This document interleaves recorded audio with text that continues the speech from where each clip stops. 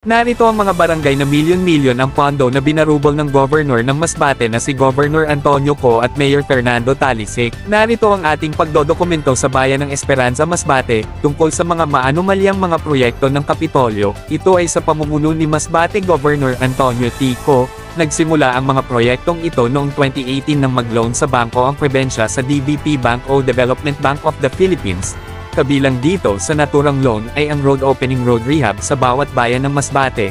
Sa ating masususing pagsisiyasat ay isa ang bayan ng Esperanza sa 3rd District sa may hundreds million na pondo para sa mga proyektong rehab, regravelan, nagkakalaga ng 270.44 million. Lumalabas ngayon sa ating pagsisiyasat na ang mga ghost project at maanumalyang proyektong ito ay kasabwat ang naturang mayor na si Fernando Talisic.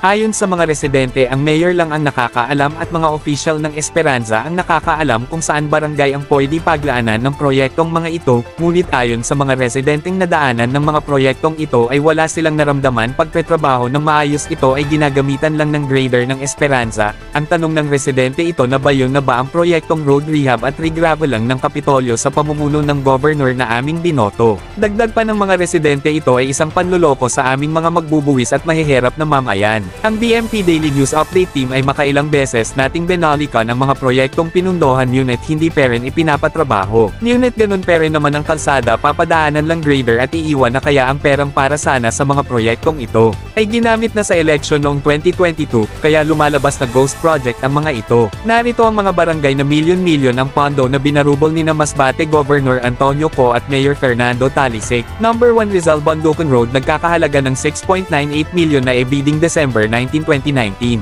Number 2 Magsaysay Mabuhay Road, nagkakahalaga ng 5.98 million na ebiding noong December 11, 2019. Number 3 Guinduahan Barastaoco Road, nagkakahalaga ng 12.76 million na ebiding noong December 11, 2019. Number 4 Iligan Poblacion Labang Taytay Road, nagkakahalaga ng 13.96 million, tatapusin ng 35 araw. Number 5 Magsaysay Mabuhay Road, nagkakahalaga ng 11.975 million, tatapusin ng 6 na araw na ebiding noong August 30, 2022. Number 6 Elmero Magsaysay Road, nagkakahalaga 13.975 million, tatapusin ng 7 araw na ebiding noong August 30, 2022. Number 7 Masbaranan Alegria Road, nagkakahalaga ng 31.971 million, tatapusin ng 15 araw na ebiding noong August 8, 2023. Number 8 Santiago Dalakit Road, nagkakahalaga ng 19.976 million, tatapusin ng 9 na araw. Number 9 Junction National Road Bondocan Road Rizal Road, nagkakahalaga ng 17.98 million na ebiding noong August 30, 2023. Ang lahat ng ito ay ating pinuntahan, ngunit nagawa ang iba pero hindi nasunod ang work of program nito. Ilan lang yan sa mga paunang mga anomalya sa bayan ng Esperanza, Masbate.